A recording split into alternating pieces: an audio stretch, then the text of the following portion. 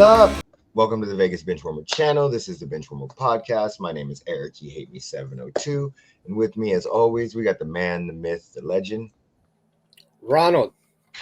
McDonald. Dude,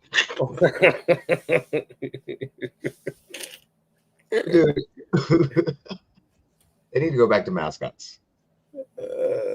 Jeremy with a G. Yeah, they need to go back to mascots, I think, for certain things. Remember Domino's mascot? I don't actually. That little fucking creepy ass guy? I don't. What was Domino's mascot? I don't remember.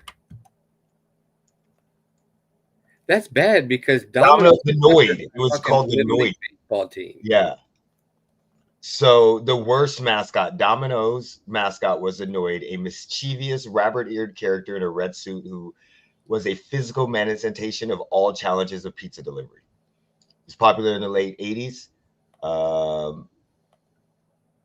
but his career ended after a man named Keith Lamar Noid, who believed the character was a personal insult, held two Domino's employees hostage in 1989.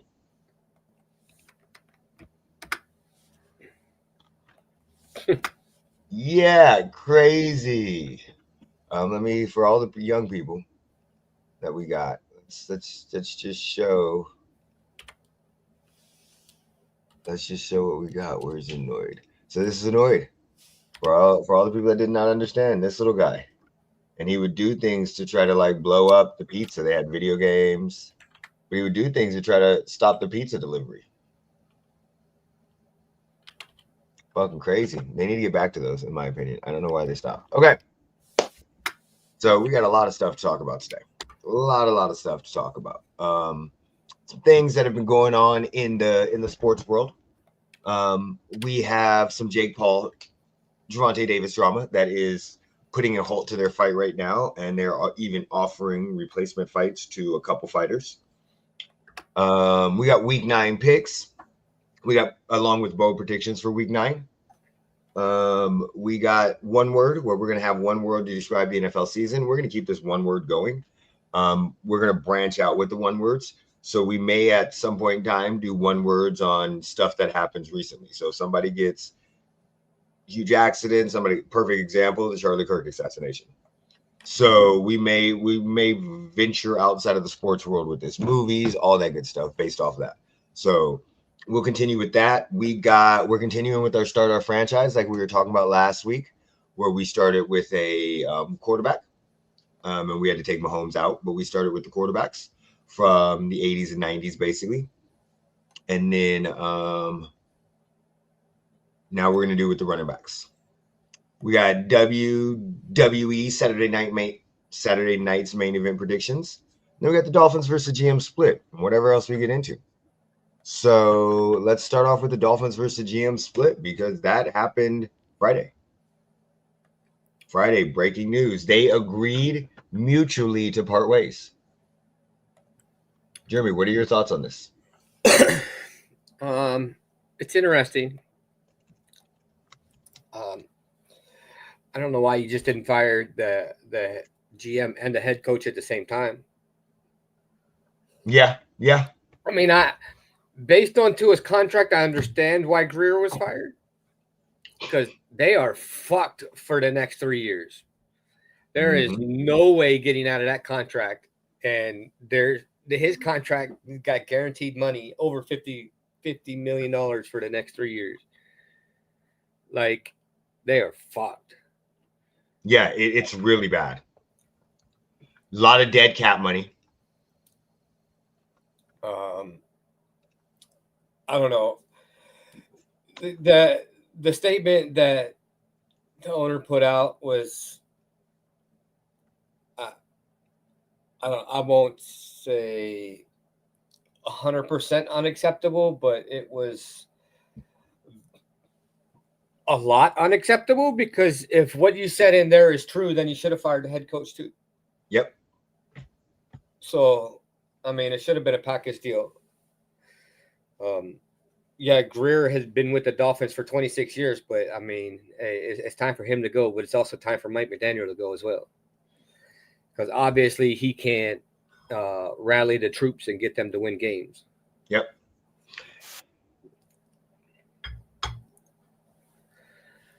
So I don't know. I agree with Stephen A. Smith in this scenario, but he is not right now. He has lost the locker room. He is not a leader of men in this. He's a great offensive mind. We saw the way he made Tua look good. We can't say that it's because Tua has regressed or isn't that good, and that's why Mike McDaniels is they're playing bad, because he took the job with Tua as a quarterback. Like, he knew Tua was a starting quarterback after they got rid of Brian Flores. So back on the Tua contract real quick. They do have an out, though. At the end of 2027, so next offseason, they have a potential out with only 34 million. With only 34,800,000 in dead cap. After that, it drops to 31. So technically, if they don't take that out in 2027, the first time that they can have that they'll be able to do shit with this contract will be 2028, when it's 18 million dead cap hit. So right now, it's crazy. That contract is absolutely insane. It's ridiculous. The only thing that I think is a little suspicious about the firing or the mutual part ways is that they did it right before the trade deadline. So, like, if he was working on any trades, but Champ Kelly was there, so you're not really losing anything because Champ Kelly was the assistant GM. But what's the difference from the 14th and today? They fucking suck anyway.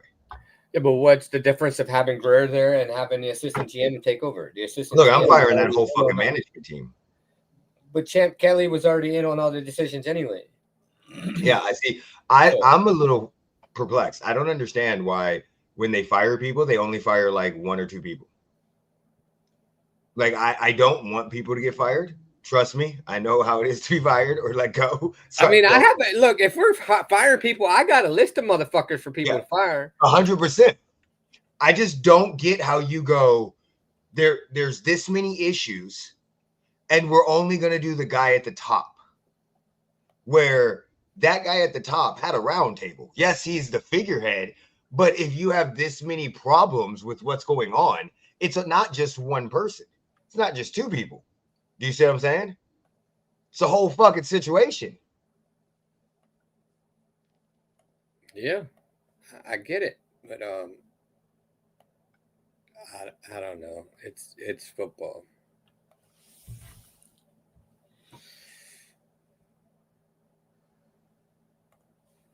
Yeah, so I'm not, and we know they're going to cut Tyreek Hill next week after he comes back. I mean, next year they may have a little bit of wiggle room with some cap, but when's Mike McDaniel going? I don't know. He should have went with Greer. In my opinion, he should have went with Greer. I'm just I'm always so perplexed when NFL teams fire like upper management in the middle of the season. Because, like, what happened? Yes, I know their team sucks. I know they're not performing well. But before Tyreek Hill got injured, when you look at paper, that team should not be that bad.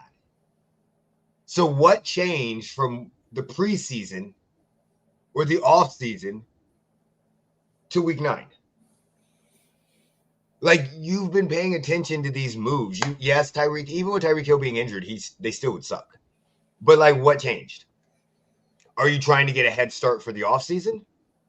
Or are you just like, fuck, this team sucks so fucking bad, I can't do that? Because a lot of the stuff that I saw during the game on Thursday it wasn't like, oh, we have the wrong roster. It was just a lot of mental mistakes, bad turnovers. Do you see what I'm saying? Bad coach all around. Not making saying Greer should have kept his job. I'm just always wondering if I could dive in the mind of like an owner being one of those meetings to see what happened. Like, does anybody ever, when they come down and go, hey, we're thinking about firing him. Okay, wait, hold on. It is week 8. Why didn't we do this in the offseason? What changed so much? Do you see what I'm saying?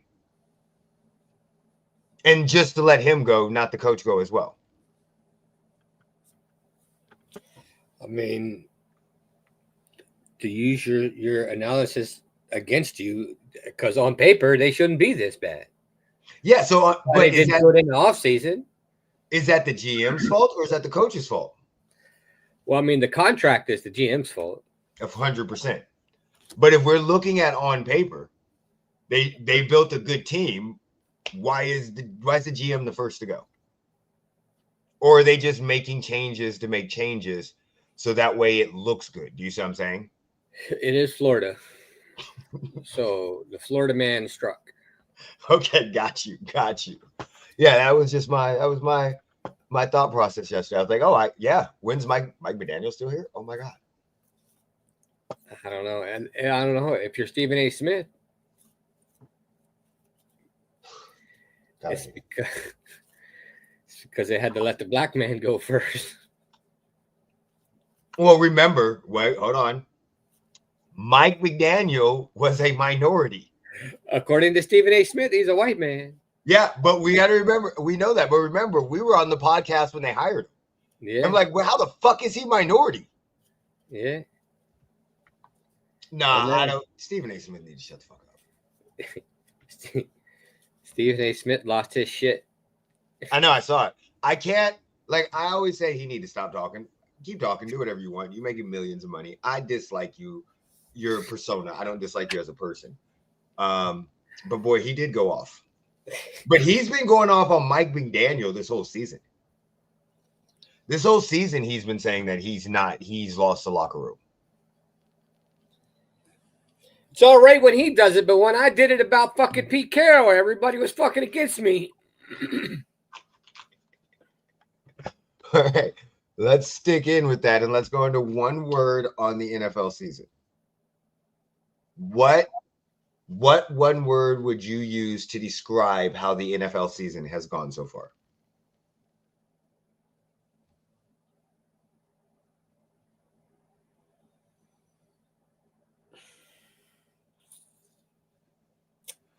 Boring.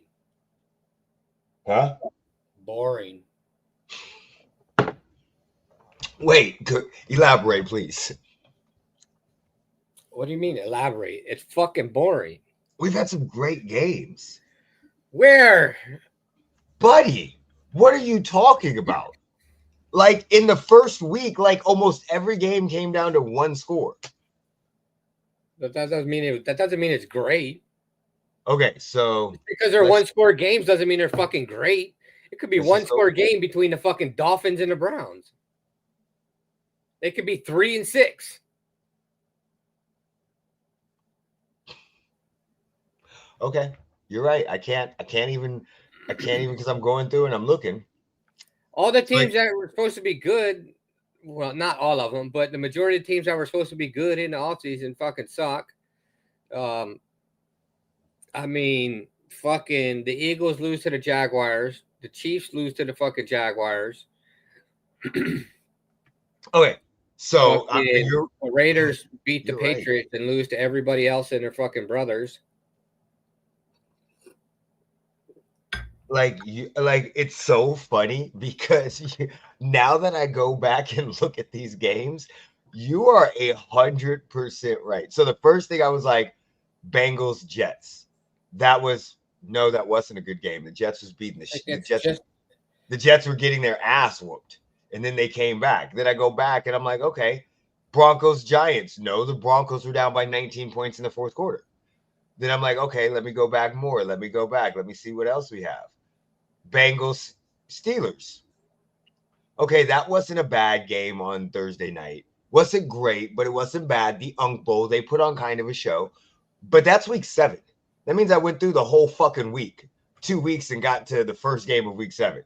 So the more I go back, I'm just like, he is 100% right. Like the games that like Cowboys Panthers, nobody gave a fuck about. Dolphins Chargers, really didn't care about. Broncos Jets, not a good game. Like there's not a lot of games that anybody cared about. Like whatever. I thought the Chiefs Jaguars was good, but it wasn't a great game, even though it was a one-score game. Like there's nothing that like makes you want to write home about this year so far. Yeah, no, you're right. What do you guys think in the chat? Let us know if you agree with boring. Jeremy's word of boring. It's just I don't know. Fuck it. I could deal with going and watching the Vegas Vipers.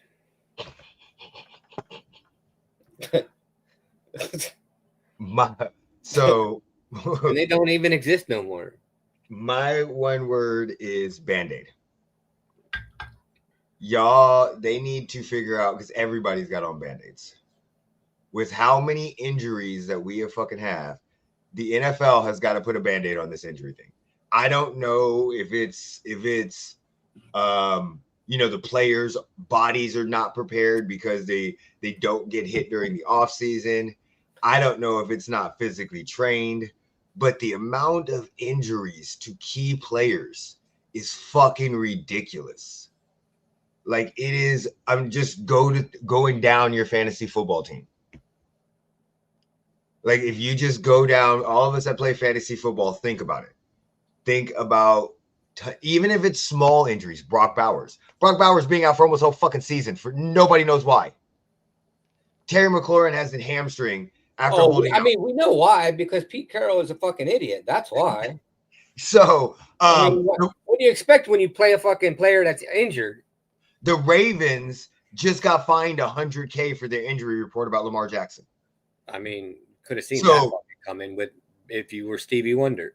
Yeah, but I mean, when you're looking, I know because they had him questionable, but when you're looking at it, AFC North, Lamar Jackson and Joe Burrow missed majority of the season so far.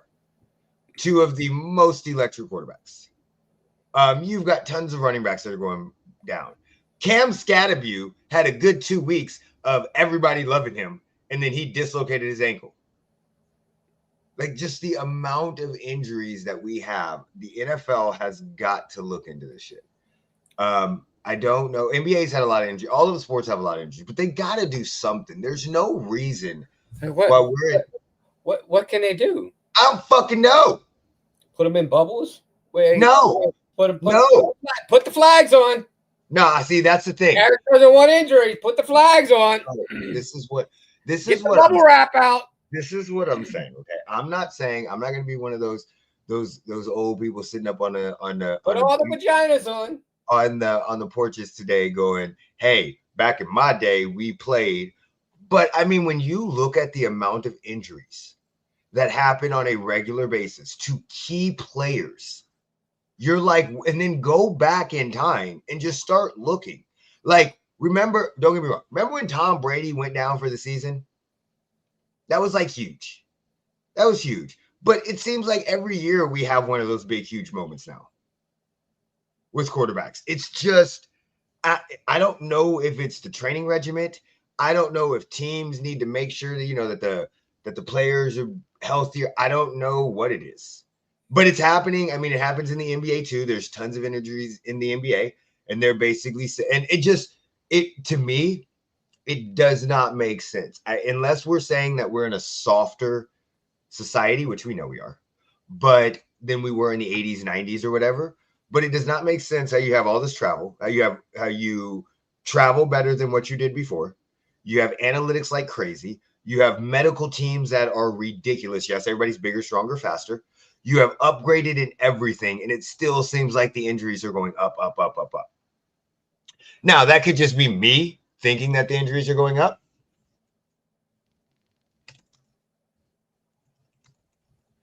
Did you ask me a question? No.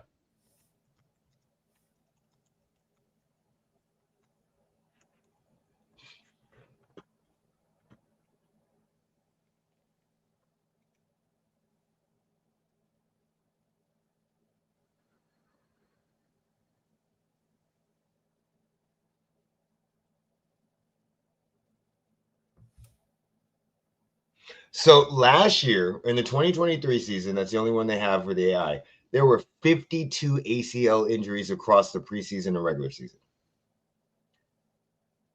Concussions were relatively, in the concussions, I'm not even, that sounds bad, but I'm not even as worried about the concussions. I don't know, maybe I'm just tripping. But I think we need to put a Band-Aid on some of these motherfucking players and get them to play more. Too many injuries. Way too many injuries. All right.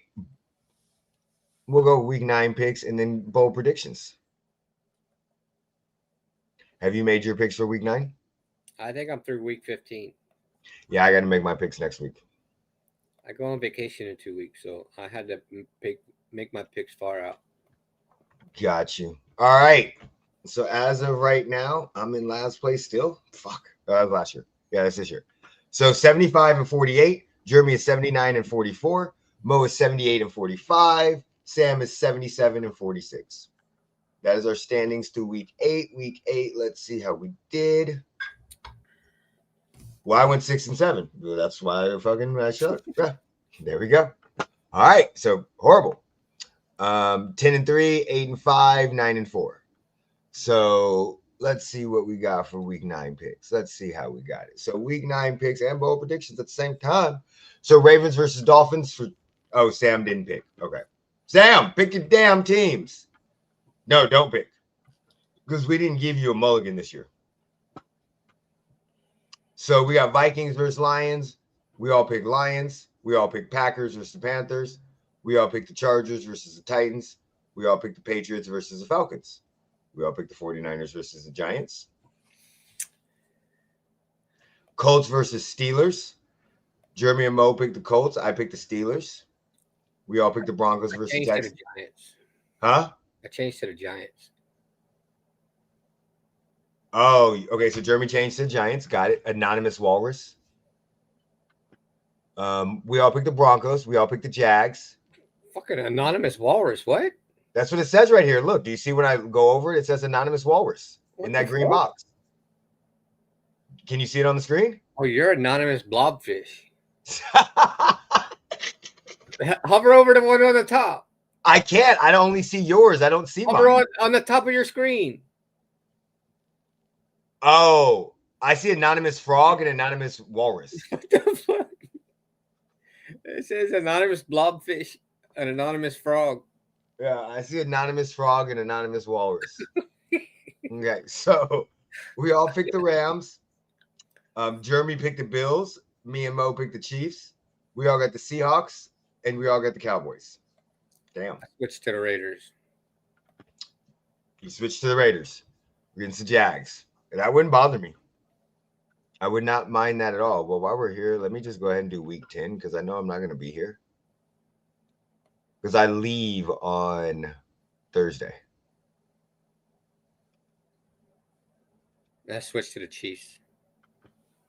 Over the Bills? Yep. Bills are 4-0. I think 4-0. The last 4 games they beat us. Yeah, but in the regular season. The Hunt's checks are starting to cash. See, I'm so tired of y'all. I'm so tired of y'all. I was literally watching a game, and I was like, see, it was a basketball game though, and they were like, oh, foul calls, and I was like, I fucking hate this shit. I just laughed because when they announced Mahomes' stats for last week, they left off his 2 interceptions. Yeah. Yeah, I saw that. And it's weird. The weird thing was I was watching a couple videos about like players in their like how they became who they were. One was a Mahomes, one was a Baker Mayfield. And even when they're doing doing that on those reviews, they don't mention their interceptions. Because they were talking about the Rams game, the Chiefs in the Rams game, and they were like, yeah, and he threw for this many touchdowns and this many yards. I'm like, he also threw 2 or 3 interceptions. That's why we lost. So yeah, they don't. It seems like they've gotten away with that, and they're only doing the good, not the bad, unless you have a horrible game. Because I was watching that too. I was like, what the fuck? We had like turnover galore. All right. Do you have any bold predictions for week 9? My bold prediction last week came true. Just to let y'all know. Jets over the Bengals. My Giants prediction did not.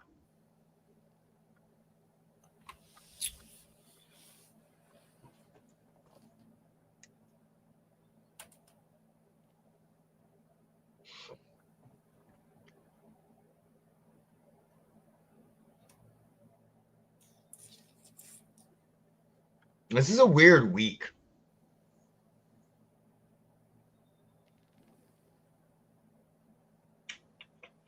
Yeah, see, the only bold prediction I could come up with if I had to say one, I mean, I'd throw it out on a limb.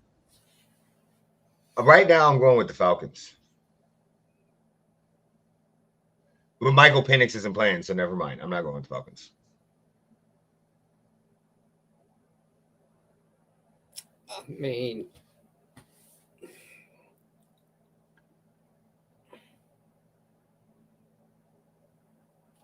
fuck. I mean, the only bold prediction I'm gonna have right now is I'm gonna have the Steelers. I don't know who's favorite, but I think the Steelers beat the Colts, and I think that the Steelers defense, that is one of the most expensive in the NFL, finally comes alive and puts a hat on Jonathan Taylor. Like, this may be Jonathan Taylor's mulligan game. Do you see what I'm saying? That's the only bold prediction I can come up with, because most of these games are fucking stupid. Like Niners versus Giants. Okay. Nobody cares. Really, honestly, the Niners could win, but either one of those. Chargers versus Titans. The Chargers should beat the shit out of the Titans. And you can't make a bold prediction on the Titans. Vikings versus Lions. We have Carson Wentz playing against Jared Goff. What do you think is going to happen? Falcons versus Patriots. Kirk Cousins said, I want to be traded so I can have a number one starting position after playing like shit against the Dolphins. Isn't Wentz done? Wentz is done for the season? I thought he was done. I know. Let's see. I didn't know if he was done or not. I think Jacoby Myers sits himself in by halftime. What? I think Jacoby Myers sits himself by halftime. You think Jacoby Myers starts and then sits himself? I think he sits himself by halftime.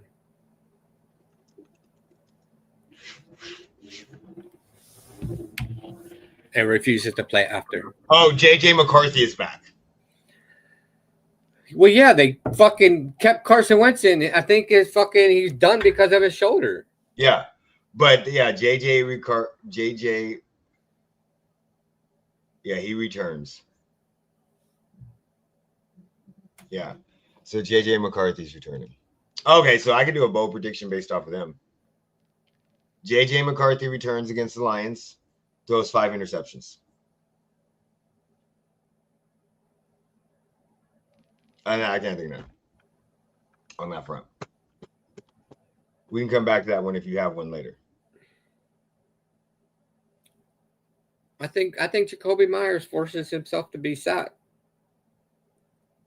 and then refuses to play anymore. Oh, Jacoby Myers, a receiver. Yeah.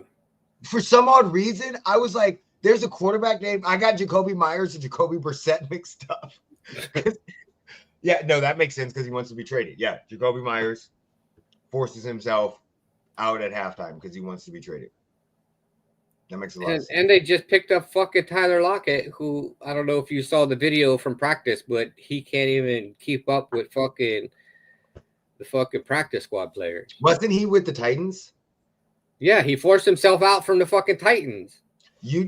Buddy. And went to the fucking Raiders. What did Mo say happens with the Titans? Bro, he forced himself out of the Titans because he wanted to go win and went to the fucking Raiders. He went from a 1-7 team to a fucking 2-5 team. Yeah, no, that's kind of funny. That's kind of funny. All right. Start your franchise with one. Pull it up. This one we went 2000s and 2010s for running backs. Because I did 80, 90 last time. So 2000, 2010. I took 2 from each one. Okay. So we got LaDainian Tomlinson and Edgar and James from the 2000s. Wait, what are we doing? Start what franchise with one. Remember, we're picking one for our franchise. Last week we had the quarterbacks. This week we're doing. So I have Tomlinson, Adrian Peterson, Edgar and James, and LaShawn McCoy. Oh, I'm taking Tomlinson. I don't have to think about it. Yeah, I mean, That's I'm taking there's literally like I went through and put best running backs of the 2000s, and it was like Tomlinson, and I was like, who else? Like I could have put in Marshawn Lynch, but I was trying to like, okay, Edgar and James was a running back, but he kind of could do it all because he was with Peyton Manning for a little bit. Sean McCoy could do it all, but once you put Tomlinson up there, it's just not fair. Yeah, I don't even know how that was a question. Yeah, so because remember, we're trying not to pick the same people too.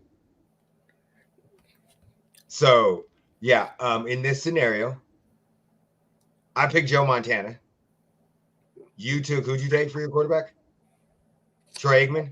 Terry Bradshaw. Terry Bradshaw, that's right. So you got Tomlinson. Oh, so you see, that might have. I'll take Peterson. I'll go ahead and take Peterson. I mean, don't get me wrong. Tomlinson is one of the greatest running backs of all time. One of the, if not the greatest, right? Amazing. But I can't get mad at Peterson.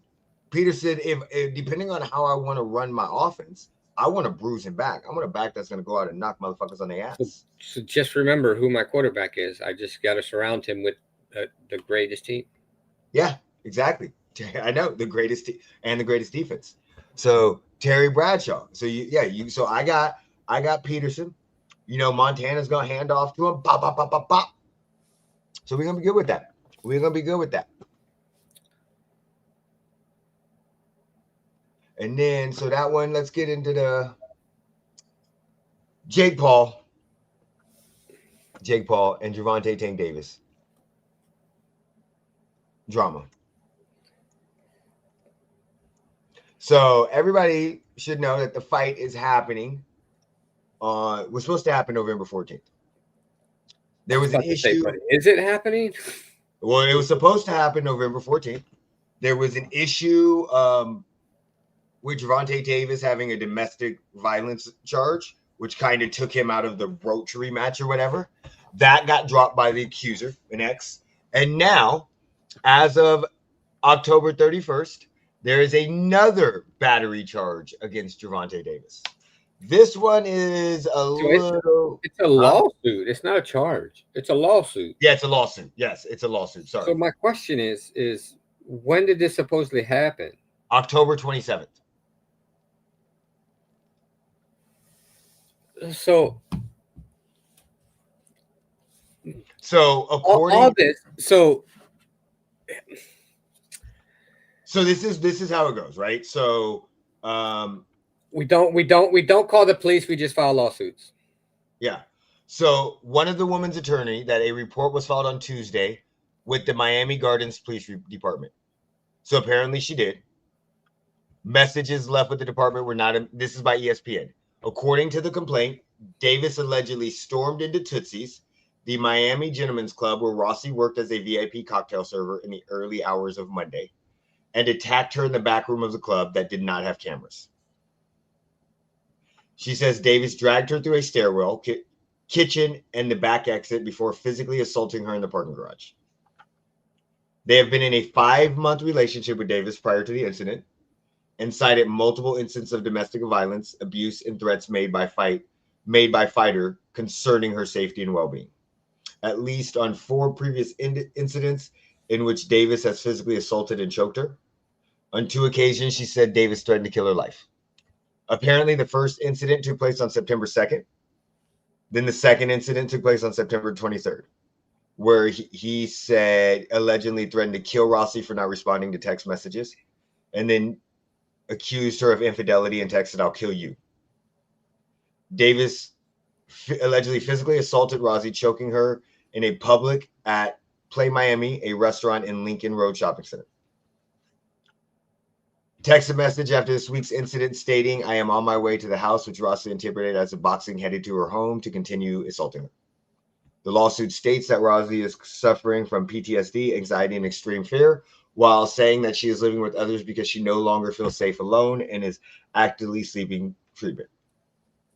The attorneys are demanding compensatory and punitive damages along with requests for a jury trial.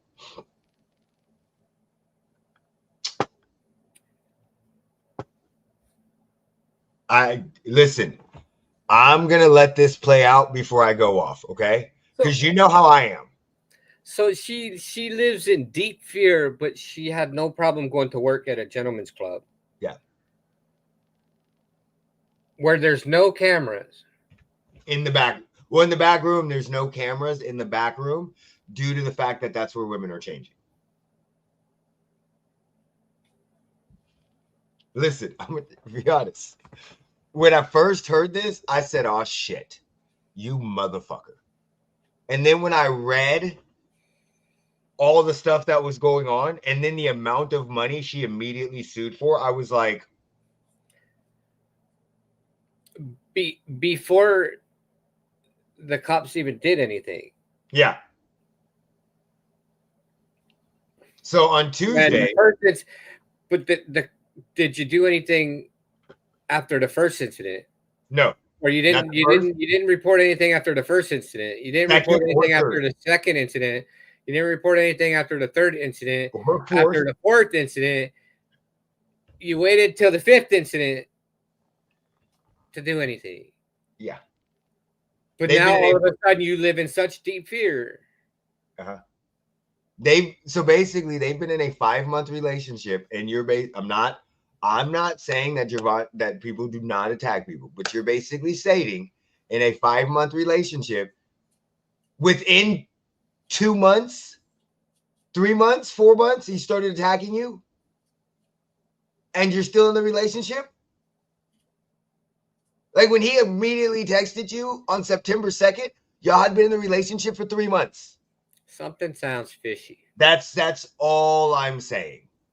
I'm not going to go on my rant like I did with Deshaun Watson. All I'm saying is something ain't right. And also the amount of money, which is $50,000, kind of bothers me. How $50,000 and you're in such fear of your life? That's what bothers me, because of the fact that it seems like you just want hush money, so he could pay you real quick and shut you the fuck up, so you can get this fight. Oh yeah, she a liar. And then let's not forget, she lying like a fucking rug.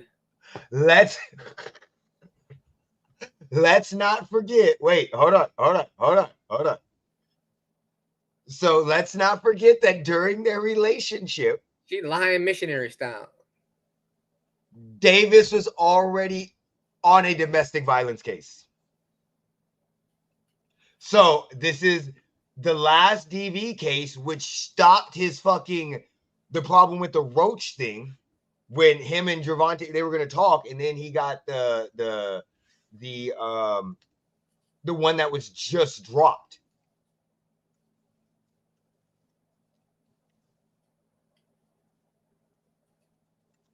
I don't want to say when it was, but it was literally like a couple months ago, because that's when the Jake Paul happened. August 12th. So a domestic violence dismissed after alleged victim declined to prosecute. This followed a July 25th incident where Davis was accused of assaulting his ex-girlfriend on Father's Day. Hold on. I am not a mathematician, okay? But you guys have been in a 5-month relationship. It is August. It is October. Father's Day is in June. You were with him when he assaulted his ex-wife, supposedly. Do you see my point? Like, you may not have been with him in the presence, but you guys were dating. And this case was so big that it did not get dropped until August.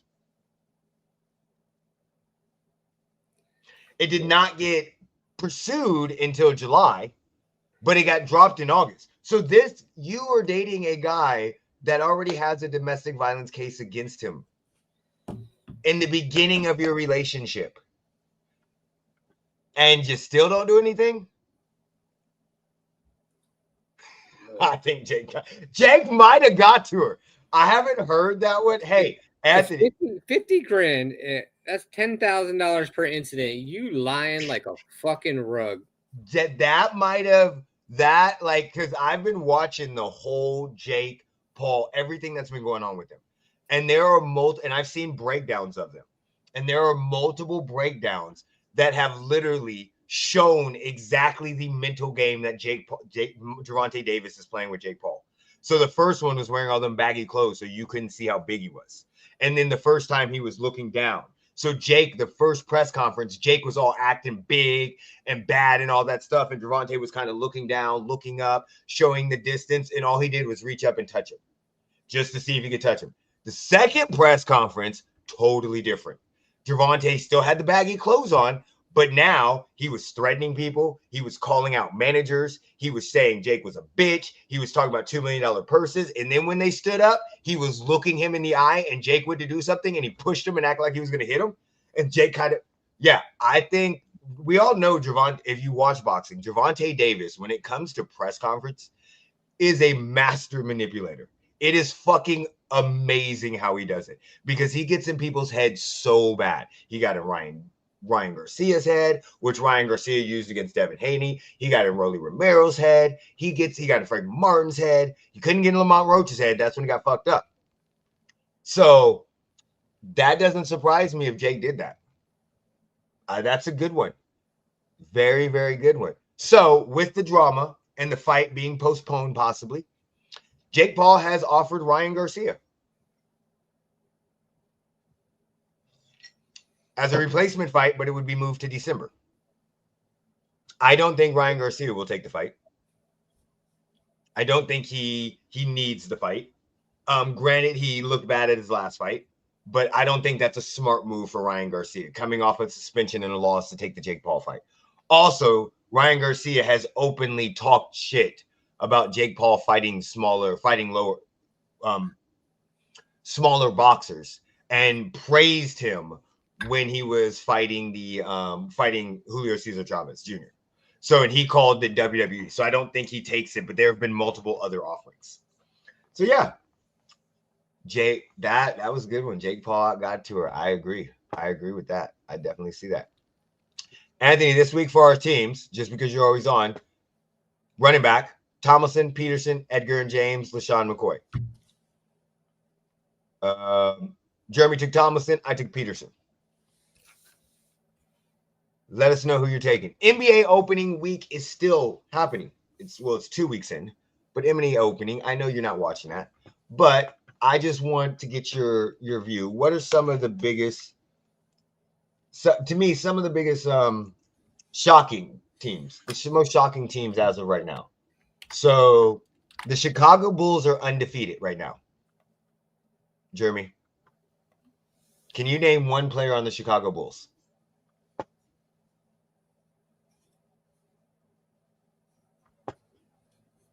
No. Okay. The 76ers are 4-1. Can you name one player on the 76ers?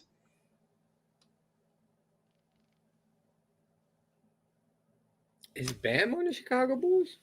No, Bam's on the Heat. Oh. Similar Chicago color. Bulls, I don't expect you to know anybody. I don't. Maybe Kobe White, maybe Patrick Williams. Oh, they got the kid. We saw him play at G League. Martis Bazzola or whatever, the guy that played with Ron Holland at the G League when I worked at the bank. Oh, I would have never. Yeah, the white boy that played for the overseas. So we did see him and Ron Holland play. 76ers are 4-1. Just to let you know, the 76ers last season won like 25 games. They're 4-1, and Joel Embiid is on a minute restriction. They lost last night to the Celtics. I was watching the game. They were down 20 points at some point in time. They were down 11 points in the fourth quarter. And then, dude, the NBA gods gave them everything they needed to get this win. I'm not playing. Like, watching the game, the NBA gods gave them everything they needed. Okay, so they're down by 2, right? They're down by 2. Wait, might have been down by 2. They were down by 1. So I think they were down. Let me think. I think they were down by 3.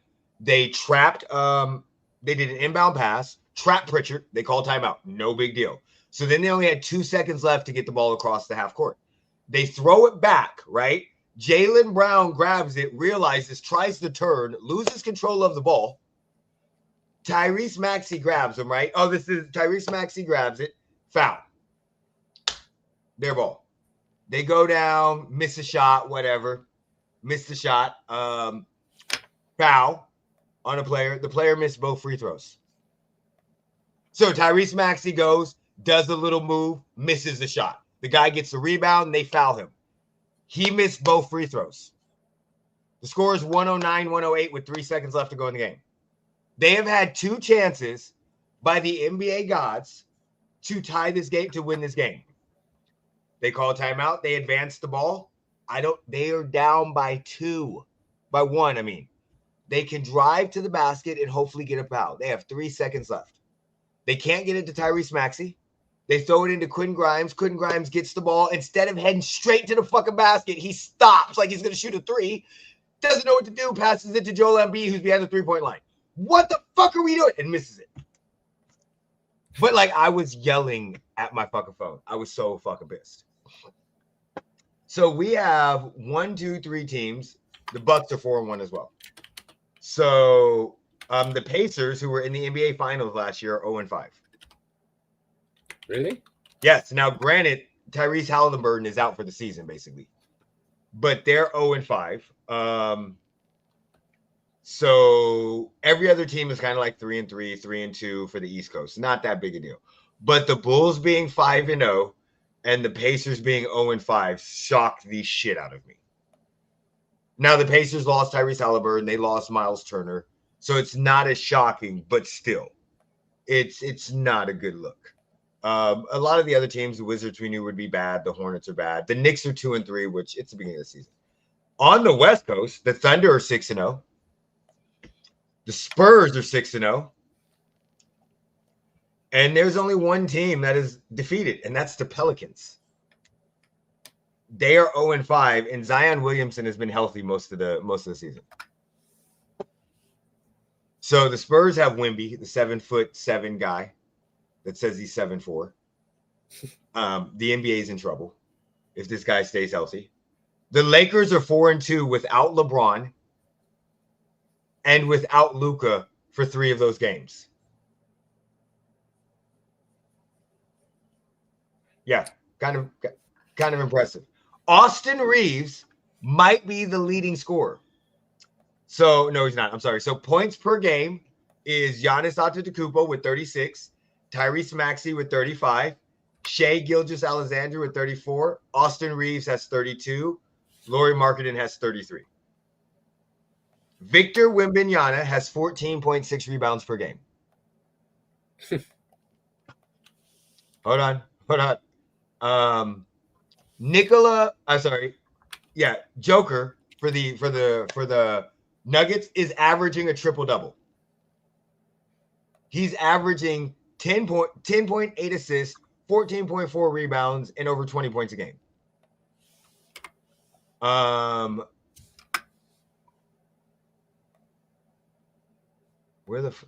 Victor Wembanyama is averaging 4.8 blocks for the season per game.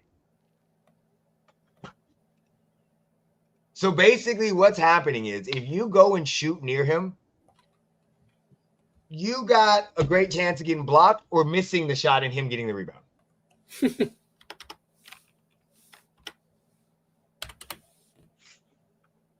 And the record for the most blocks ever averaged in a season was Mark Eaton with 5.56 blocks. To give you an idea, the second person is averaging 2.2 blocks a game. Victor Wembanyama is literally putting on a clinic at a 7'7" person. Okay, Anthony took LaShawn.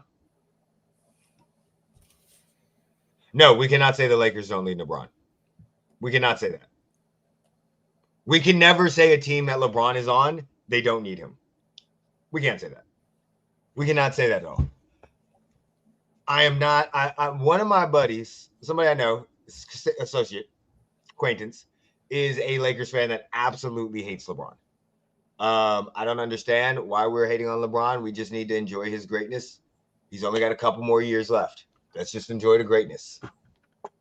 All right. And then the last thing I got up for us is WWE Saturday night's main event. That is a fucking mouthful.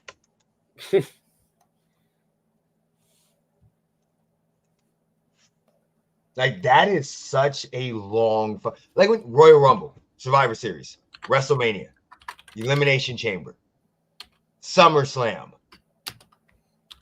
Hell in a Cage, Hell in a Cell, Fastlane, Night of Champions. What else am I fucking missing? Like, this is 5 fucking words. And it's not even Saturday night event. It's WWE Saturday night main event. You know, it's an old school show, right? I know it's from WCW or it's from WWE when they did Tuesday. When they used to do it, was hold on. I think it is WCW. It's WCW when they were Jim Crockett.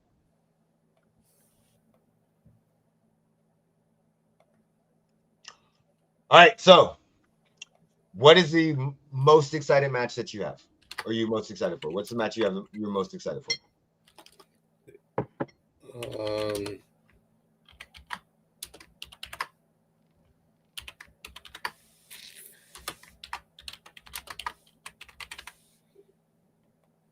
Let me see.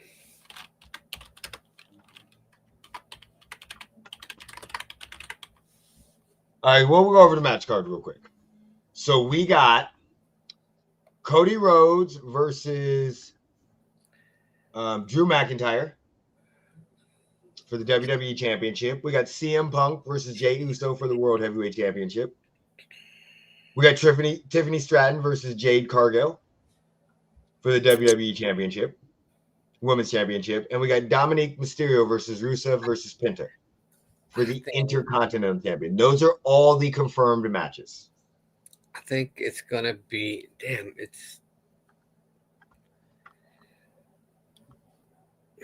think it's Punk versus Jay. Versus Jey Uso? Yeah. 4 letters, 1 word. Hey. That's the one I really want to see.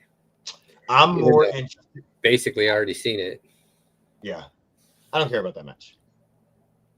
That match, I mean, really honestly, CM Punk should win the match. They're going to have Uso win it. But Uso's probably going to win it. So, yeah, there we go. By the way, that teaser, do you remember the teaser where they thought that there was going to be a 4th member to the... Oh, yeah, it was a thing for a fucking ad. It was for WrestleMania. Yeah, I was so mad. Me and the dude were talking about it on the thing, and he was like Brock Lesnar. I'm like, that does not make sense to join them. I'm most excited about Dominique versus Rusev versus Penta. That is the match I'm most excited for. I think there's I hope Penta wins. I don't even like Penta. I'm not a big fan. Like, he's good in the ring. I'd rather see. Honestly, I don't even care if Rusev wins, because this version of Rusev is kind of weird to me. I would prefer Dominic to keep it, and then him and Finn Balor go at it with the breakup of the Judgment Day. But I just, the hijinks that are going to be happening in this. When is El Americano Grande going to come down? When the fuck are the other 2 midgets going to come down with him? There's going to be so much drama that it's going to be amazing, I think. It's going to be so many hijinks that it's going to be fun. What is your least favorite match? We have the same one.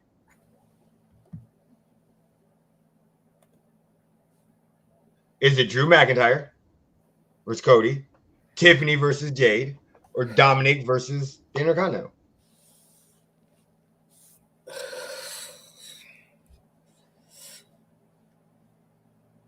I don't think we have the same. Okay, who's yours? I mean, I don't really not like any of them. I know, but what's your least favorite?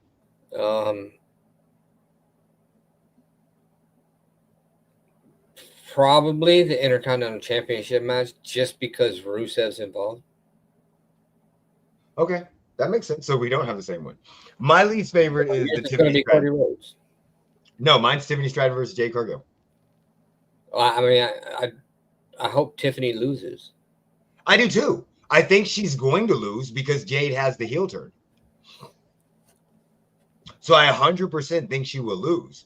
But we've seen this match how many times in the last couple months? And they've never looked really good. Maybe this one's a banger, but I know Cody Rhodes and Drew McIntyre is going to be a good match.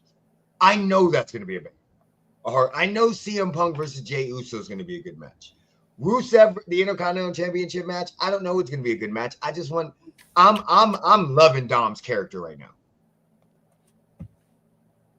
So that's really the only reason why I like it. The hijinks, the Eddie Guerrero references, that's why I really, really like it. You see what I'm saying? But out of all those matches, I don't know what to expect for Tiffany and Jade. Like every match they've had to me has been extremely boring.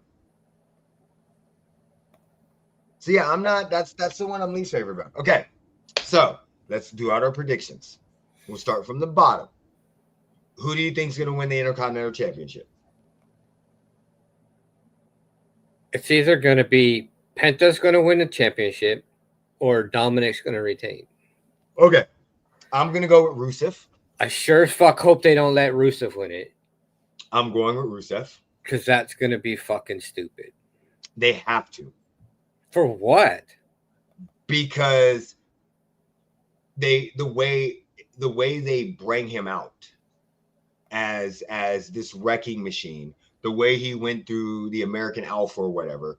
So the way, and every time he loses due to like nefarious means. So I think realistically, if you don't have him win this, who in my opinion is less likely to recover from the fall? Penta will recover because the crowd loves him and he is very, very entertaining, even though I'm not a big fan of his. But he's a very entertaining wrestler to watch. And Dominique and Mysterio will recover. But Rusev is going to be the one that I think if he loses this is what, the fourth time you've lost a match for the fucking Intercontinental title in the last 2 months. And what happens? How do you recover? Where are you going to go? You can get traded to fight for the United States Championship. So I think they need him to win. I would prefer Dominic to win. I could see Penta winning. But I think if you give Rusev the win, let Dominic go on and do something else, then you'll have Rusev and Penta going at it for the title. And then Penta sooner or later will claim it off of Rusev. I think that works better in my opinion. Who you got for the WWE Women's? Jade. Me too.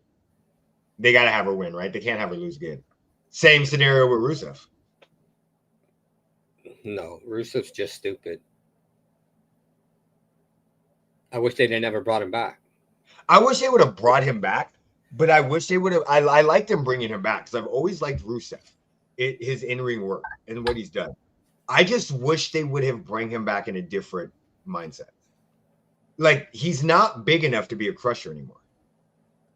And he looks old. So I just wish they would have just bring him back. Maybe put him with Judgment Day. Put him with the team to give him a little extra buff. CM Punk and Jey Uso. You got Jey Uso, right? Yeah.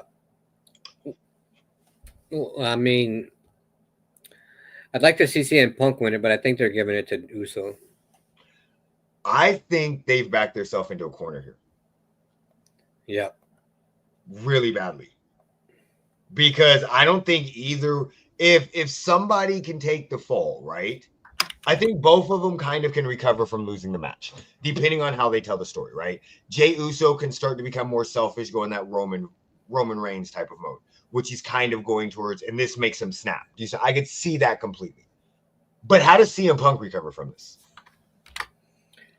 I don't think you have to worry about CM Punk recovering from anything. That's what I think. Okay, yeah. So in that scenario, I mean, I would love to see CM Punk win it. Because, I mean, you just got to go back to CM Punk saying if he was booking himself, he would book himself to lose.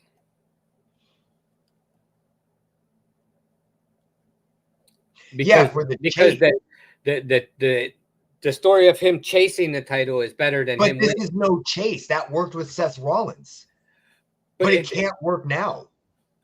Because who's he going to chase? Jey Uso?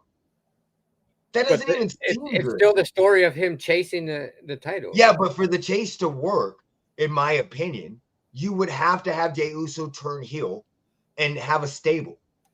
Well, they've already been working on that. They've already been working on. I know, but that was the whole idea for the Vision stable. So, I mean, in this scenario, I don't know. I don't know. Unless somebody comes out and helps in interference, I think that's the only way it's gonna work. Somebody's gonna have to get interference to turn Jey heel. That's the only way it works. And then Cody Rhodes versus Drew McIntyre. Cody. Oh no, Drew. Drew's got to win. All you had to do was watch the contract signing. You know who's winning. I don't give a fuck about the contract signing. I'm all tired you had to do is watch it and know who's winning. You cannot make somebody like Drew continue to lose these fucking opportunities. Like, again, just to prop Cody up.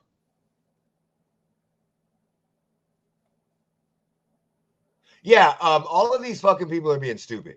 I forgot who wanted a second round draft pick for somebody.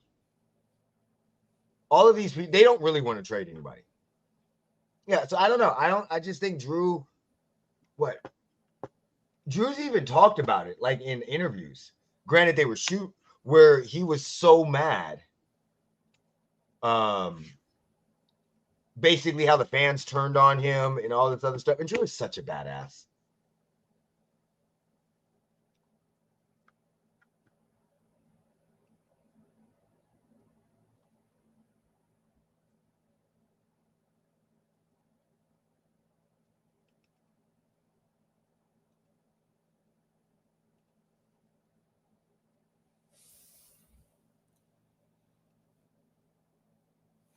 I don't know. So right now he's got 10 wins this year, 11 losses. Last year he had 18 wins, 29 losses. Yeah, I don't know. You gotta give him a win here. All right. Anything else you want to jump into?